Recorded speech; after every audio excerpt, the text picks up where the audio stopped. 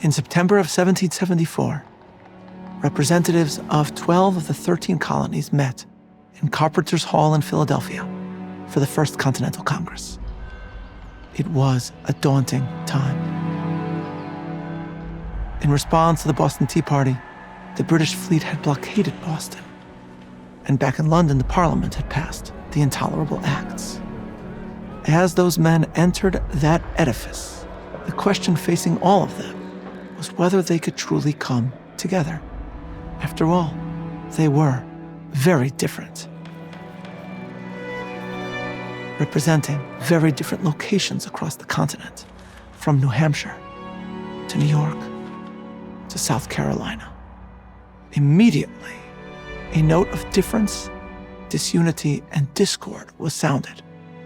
The proposal was put forward that they begin with prayer, and 2 members of the Congress immediately objected, saying that they were too riven and set apart by their religious differences in order to engage in united act of worship. When the Congress first met, Mr. Cushing made a motion that it should be opened with prayer. It was opposed by Mr. Jay of New York and Mr. Rutledge of South Carolina, because we were so divided in religious sentiments, some Episcopalians, some Quakers, some Anabaptists, some Presbyterians, and some Congregationalists, that we could not join in the same act of worship. Now today, pondering the religious diversity of America, these differences might seem to us minute. At that moment, Sam Adams of Massachusetts stood up and said that he would be willing to hear a prayer from anyone that was a patriot and a friend of his country. A clergyman was brought in, opened the Bible, and read from the Psalms, Psalm 35. In Hebrew, Riva Hashem et Yerivai. Plead my cause, O Lord, with they that strive against me. Fight against them that fight against me. Say unto my soul, I am thy salvation. That prayer, that psalm, suddenly changed the entire tenor in that room in Carpenters Hall. Plead my cause, O Lord, with they that strive against me.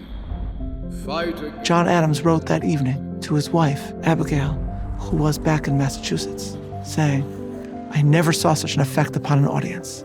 It seemed as if heaven had ordained that psalm be read that day. And he concluded, I must beg of you to read that psalm.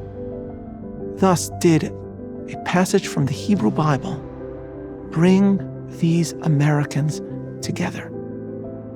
Reflecting on this episode, centuries later, the Catholic theologian Michael Novak argued that it captures for all of us how the Hebrew Bible, or what Novak calls the Judaic metaphysic, served as a uniting force for so many different individuals from so many different colonies, what later became the United States of America.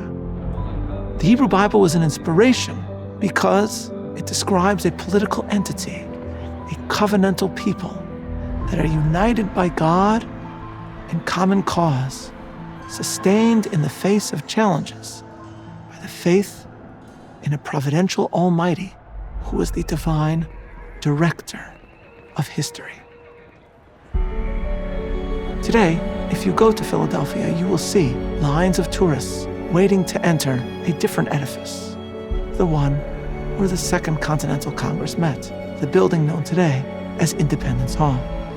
That is indeed sacred ground, the site where the Declaration was approved and signed, the room in which the Constitution came to be.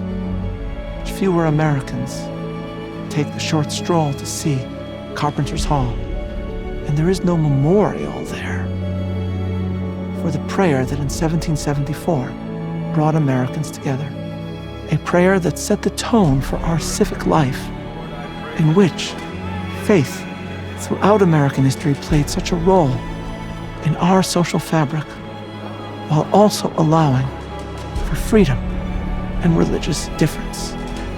This year, as we mark the 250th anniversary of America, we will recall the extraordinary events of 1776 but we are obligated as well to remember the prayer of 1774, to open the Bible again, turn to Psalm 35, study it, recite its words, cherish those profound passages, and pray to God that He once again unite us, direct us,